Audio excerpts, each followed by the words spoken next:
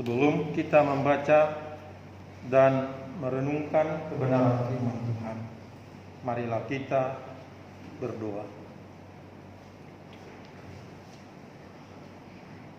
Bapa Surgawi, alamat pujian syukur dan doa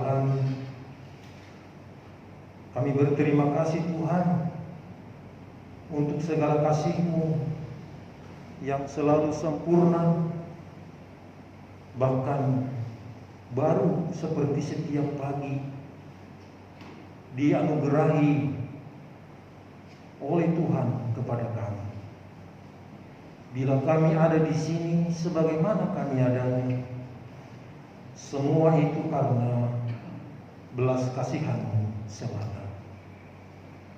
Terima dan sambutlah seluruh kerinduan, iman dan harapan kami. Dan biarlah melalui pembacaan dan perenungan firman Tuhan, kami semua dibaharui dan diberkati di dalamnya. Berilah kepada kami seluruhnya Tuhan hikmat surgawi, sehingga setiap kami yang datang mengambil bagian dalam ibadah rumah tangga ini tidak akan pernah pulang kecewa, tetapi pulang dengan membawa berkas-berkas dari sabda-Mu. Berfirmanlah kepada kami di sini, karena kami telah sedia untuk mendengar. Dalam Yesus Kristus firman yang hidup, kami berdoa. Amin. Bapak Ibu, saudaraku yang kekasih dalam Tuhan, pembacaan firman Tuhan terambil dari Injil Lukas pasal 19. Lukas 19 ayat 1 sampai 10 yang akan kita baca bersahut-sahutan. Saya akan terlebih dahulu membacakan setiap ayat-ayatnya berangka ganjil. Bapak Ibu, saudara-saudara, membacakan setiap ayat-ayatnya yang berangka genap. Lukas 19 ayat 1 sampai dengan ayat 10. Yesus masuk ke kota Yeriko dan berjalan terus melintasi kota itu. Di situ ada seorang bernama Zakheus, kepala pemungut cukai, dan dia seorang yang kaya. Ia berusaha untuk melihat orang apakah Yesus itu, tetapi ia tidak berhasil karena orang banyak, sebab badannya pendek.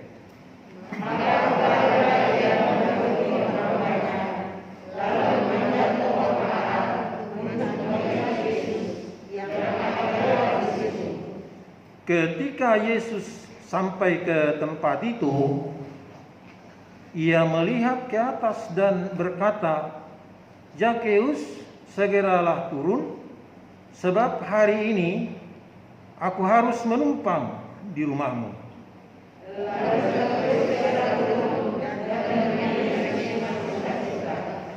Tetapi semua orang yang melihat hal itu bersungut-sungut.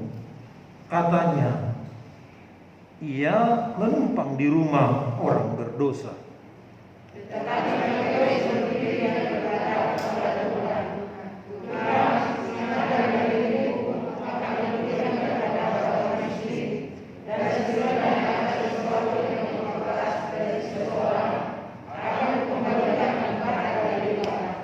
Kata Yesus kepadanya, "Hari ini telah terjadi keselamatan kepada rumah ini, karena orang ini pun anak Abraham.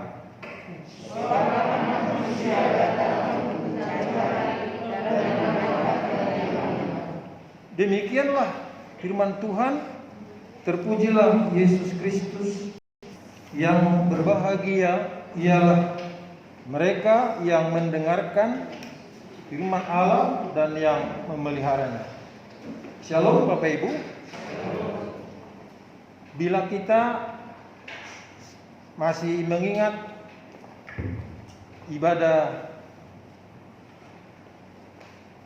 pada hari Minggu tanggal 3 kita melakukan perayaan perjamuan kudus sedunia dan perayaan Hari Pekabaran Injil Indonesia. Tentu tidak kalah pentingnya dengan peneguhan para diaken di komisi kategorial dan komisi non kategorial. Tapi bila kita melihat di susunan acara yang diberikan oleh saudara kita dari gereja BNKP, bahwa Lukas 19 ayat 10 itu adalah ayat hafalan, yaitu ayat yang dibaca oleh Bapak Ibu barusan. Dan saya ulangi, Lukas 19 ayat 10, sebab anak manusia datang untuk mencari dan menyelamatkan yang hilang. Maka dari ayat hafalan ini saya mengajak kita untuk bersama-sama merenungkan dan menghayati tema khotbah kita di kebaktian rumah tangga. Tema kita pada malam ini ialah perjumpaan atau pertemuan yang menyelamatkan. Saya ulangi supaya kita bisa sama-sama mengucapkannya ya. Perjumpaan atau pertemuan yang menyelamatkan. Mari kita ucapkan sekali, 1, 2, 3.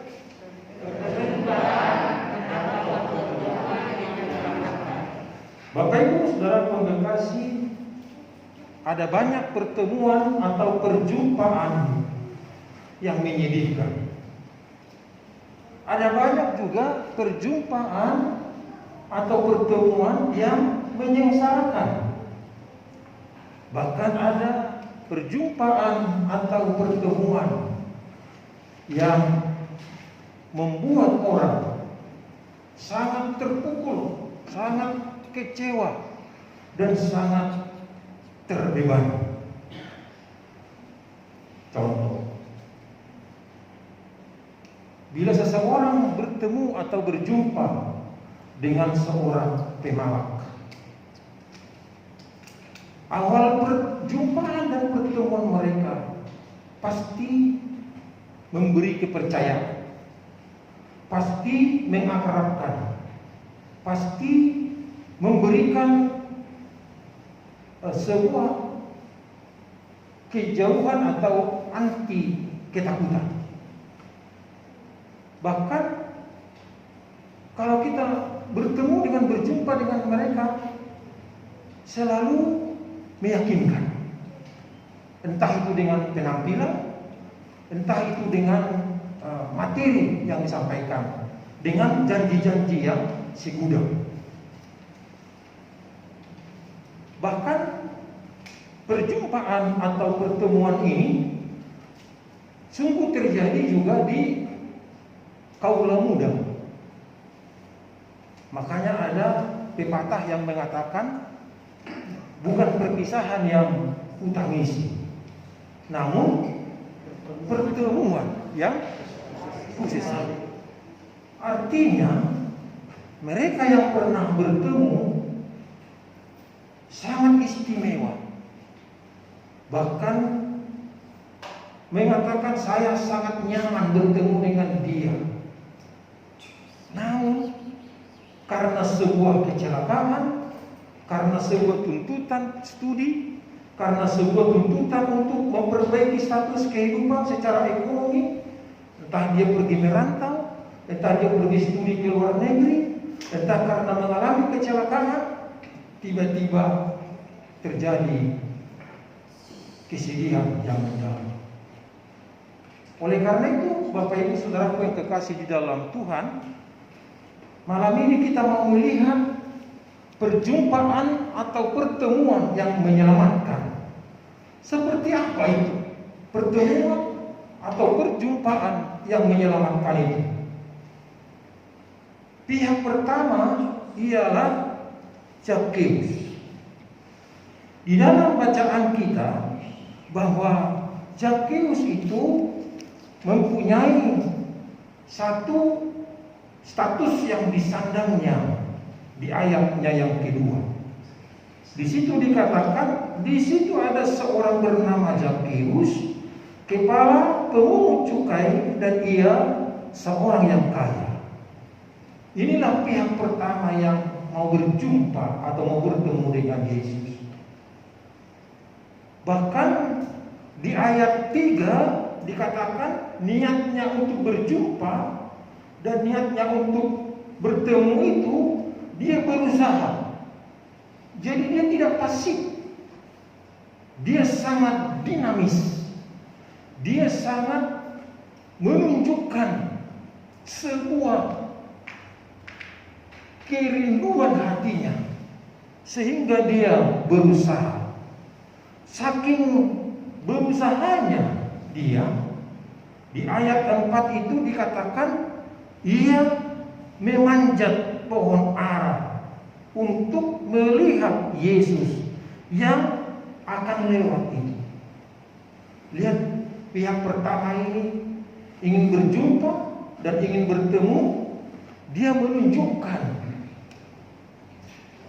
usahanya, dia menunjukkan tekadnya, dia menunjukkan komitmennya, supaya perjumpaan dia, pertemuan dia bukan menjadi sekedar, tetapi menjadi perjumpaan atau pertemuan yang menyelamatkan. Itu pihak pertama. Pihak yang kedua ialah Yesus.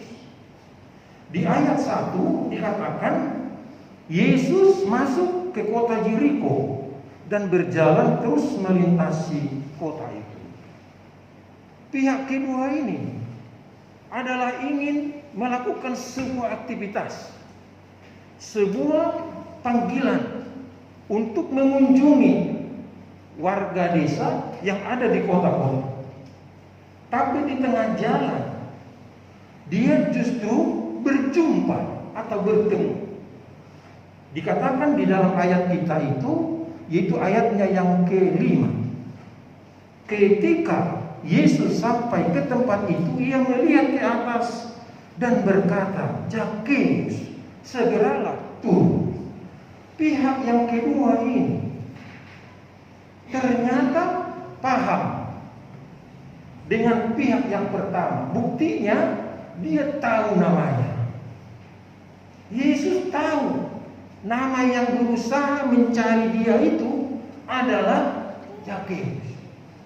Betapa senangnya hati kita, betapa bersyukurnya dan bahagianya hidup kita bila Yesus menjadi juru selamat pribadi kita, tahu nama kita, seperti nama Zakheus yang berusaha mencari dia untuk bertemu atau berjumpa. Bapak Ibu, saudaraku yang kekasih di dalam Tuhan, ketika pertemuan itu atau perjumpaan itu terjadi, dikatakan di situ menghasilkan sukacita. Di sana dikatakan bahwa, coba diperiksa di ayat 6, dikatakan lalu Zakheus segera turun dan menerima Yesus dengan sukacita. Bapak Ibu, saudaraku yang kekasih di dalam Tuhan, sukacita itu kerinduan dan pilihan setiap orang. Sesusah-susahnya orang, sesedih-sedihnya orang, masih berharap ingin memperoleh sukacita. Bahkan seorang yang ingin berjumpa, bertemu dengan Yesus, ingin menghasilkan sebuah sukacita. Dan sukacita itu bukan karena hadiah dari sebuah swalayan yang memberikan kesempatan orang berbelanja, sekian belanja ada hadiah, bukan begitu sukacitanya. Tapi sukacita yang dialami oleh Zakheus ini ialah sukacita yang abadi, yang permanen, dan yang sehat. Kenapa abadi, permanen, dan sehat? Karena sukacita itulah yang menyelamatkan Yakeus dan seluruh isi rumahnya. Ibu bapak, saudara yang kekasih dalam Tuhan, ketika terjadi sukacita itu, ada yang gusar, ada yang tidak senang. Perhatikanlah di ayat 7. Di ayat 7 dikatakan begini, tetapi semua orang yang melihat hal itu bersungut-sungut, katanya ia menumpang di rumah orang berdosa. Ibu bapak, saudaraku yang kekasih dalam Tuhan, memang pihak ketiga ini jumlahnya banyak, tidak sedikit. Katakan di situ semua orang. Bayangkan pihak pertama bertemu dengan pihak kedua, lalu pihak ketiga menjadi gusar dan bersungut-sungut. Artinya begini Bapak, Alkitab memberikan sebuah rahasia kepada kita. Dan rahasia ini harus perlu dipahami dengan baik siapapun kita. Setiap ada niatan kita mau berjumpa dengan Yesus, pasti ada orang yang tidak suka, itu maksudnya. Pasti ada kegiatan yang tiba-tiba muncul di otak kita, di pikiran kita. Ketika kita mau ketemu dengan Yesus, berjumpa dengan Yesus, selalu tiba-tiba ada telepon, selalu tiba-tiba ada orang yang datang, selalu tiba-tiba ada sesuatu yang ingin menggagalkan perjumpaan dan pertemuan itu. Benar kan Bapak? Benar kan? Benar. Tapi lihat, Yesus yang menjadi pihak kedua bertemu dengan Yakeus sebagai pihak pertama, tidak sekedar mengklarifikasi, tapi Yesus mau mendeklarasikan sukacita itu. Itulah dahsyatnya. Dan inilah poin yang perlu kita renungkan dan kita hayati di malam ini lewat ibadah bersama. Ternyata kalau kita mau berjumpa dan mau bertemu dengan Yesus, sekalipun ada penggugat, sekalipun ada penghalang, tapi sukacitanya selalu permanen, selalu abadi, selalu kekal. Bagaimana kita mengetahui bahwa sukacita itu permanen, abadi, dan kekal? Marilah kita lihat di ayatnya yang ke-7,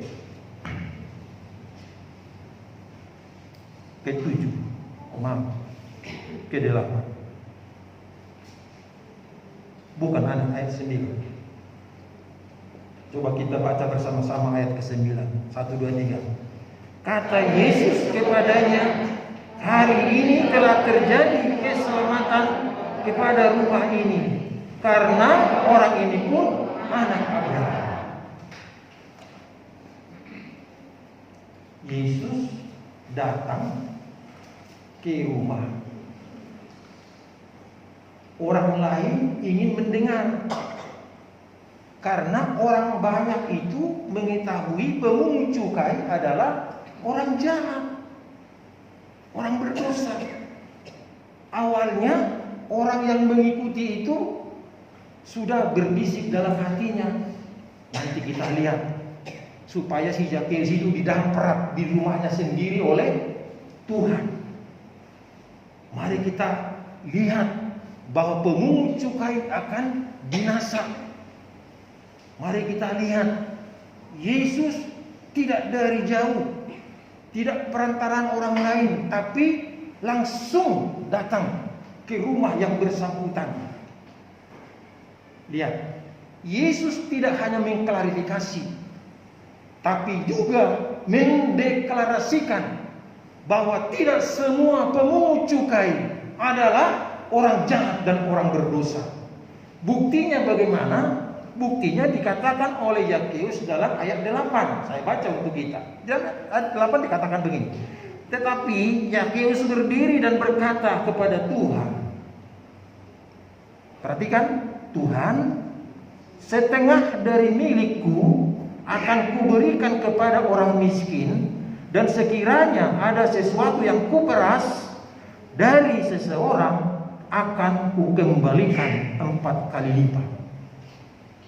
Berarti semua benda-benda bergerak dan yang tidak bergerak yang ada di rumah orang kaya, yaitu Zakheus, bukanlah hasil dari korupsi dan pemerasan. Itu hebatnya. Dan Yesus mau mengatakan kepada dunia, semua orang bisa saja mengutuki para pemungut cukai karena pekerjaan mereka selalu menguras harta masyarakat. Tetapi yang di hadapan Yesus dan di rumahnya sendiri, yaitu di rumah Zakheus, dilihat dan tidak hanya klarifikasi, tetapi mau mendeklarasikan kepada dunia, keselamatan pun bisa terjadi kepada orang yang transparan, orang yang jujur, dan orang yang bertanggung jawab. Bapak Ibu, betapa bahagianya Tuhan ketika datang ke rumah kita seperti ke rumah Zakheus. Tapi Tuhan menyaksikan dan melihat tidak ada barang-barang panas, tidak ada barang-barang curian, tidak ada barang-barang hasil pemerasan yang ada di dalam rumah kita. Sehingga Yesus mengatakan kepada Zakheus, terjadi keselamatan di rumah ini dan juga terjadi keselamatan di rumah tempat tinggal kita masing-masing. Oleh karena itu Bapak Ibu Saudara yang kasih dalam Tuhan, supaya perjumpaan atau pertemuan kita dengan Yesus itu menyelamatkan, apa rahasianya? Apa kuncinya? Kuncinya tidak banyak, kuncinya sangat sederhana. Jika kita ingin selamat, maka lakukan perjumpaan dengan pertemuan dengan Yesus yang didasarkan kepada transparansi, yaitu keterbukaan, kelemah lembutan dan kerendahan hati, serta kejujuran. Karena disitulah Tuhan tidak hanya mengklarifikasikan dengan semua orang yang bersungut-sungut, tetapi mendeklarasikan bahwa yang ditemui, yang dijumpai oleh Tuhan Yesus Kristus adalah keturunan Abraham yang diselamatkan oleh Tuhan. Bapak Ibu Saudaraku yang kekasih di dalam Tuhan, coba angkat tangannya begini. Angkat tangannya. Semua kita angkat tangan. Nah, oleh karena itu mari kita semua mengikuti perkataan ini. Saya mau bersedia seperti Zakheus. 1, 2, 3. Saya mau bersedia seperti Zakheus. Meneladani sikap hati yang jujur. Meneladani sikap hati yang jujur. Supaya hidupku bersama rumah tanggaku. Diselamatkan oleh Tuhan Yesus. Turunkan tangannya. Terima kasih. Tuhan memberkati firman-Nya. Amin. Kita kembali bernyanyi memuji Tuhan dari Kidung Jemaat nomor 149. Kita nyanyikan bait 1, bait 2, dan baitnya yang ketiga.